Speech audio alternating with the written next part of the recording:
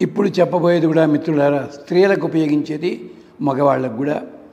స్త్రీలకైతే ప్రసవానంతరము కలిగే ఇబ్బందులు, లేదా ఏదైనా వ్యాధి వచ్చి తగ్గినప్పుడు కలిగే కష్టాలు, లేదు 45-50 సంవత్సరాలు దాటేసరికి శరీరంలో వచ్చే మార్పుల వల్ల కలిగే ఇబ్బందులు, అలాంటివి పోవడానికి వాళ్ళు చదువుకోవచ్చు. ఇలాగే ఆరోగ్యం కావాలన్న మగవాళ్ళు కూడా శ్రద్ధగా చదువుకోవచ్చు. మగవాళ్ళు అయితే వరుస తప్పకుండా 45 రోజులు చేయండి. ఆడవాళ్ళు అవాంతరాలు వదిలిపెట్టి ముందుకు చేసుకోండి. 108 సార్లు రోజు అమ్మవారికి చలిమిడి కానీ చిమ్మిలి కానీ నైవేద్యం పెట్టండి. అలాగే నేతితో దీపాన్ని వెలిగించండి. ఉదయం పూటే చేయండి, సాయంకాల పూట అవసరం లేదు. మనస్సులో అనుకోండి ఈ శ్లోకాన్ని: మహామయూఖాయ మహాభుజాయ మహాశరీరాయ మహాంబరాయ మహాకిరీటాయ మహేశ్వరాయ మహోమహీం సుష్ఠుతిం ఈరయామి.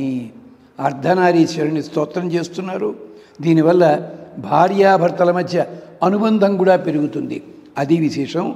మహామయూఖాయ గొప్పదైన కాంతి కలిగినవాడా, మహాభుజాయ మంచి విశాలమైన భుజములు కలిగినవాడా, మహాశరీరాయ అద్భుతమైన సౌందర్యవంతమైన శరీరము కలిగినవాడా, మహాంబరాయ గొప్పదైన కాంతి కలిగిన వస్త్రము ధరించినవాడా, మహాకిరీటాయ గొప్పదైన కిరీటం కలిగినవాడా, మహేశ్వరాయ గొప్పదైన అధికారం కలిగినవాడా, మహోమహీం సుష్ఠుతిం ఈరయామి.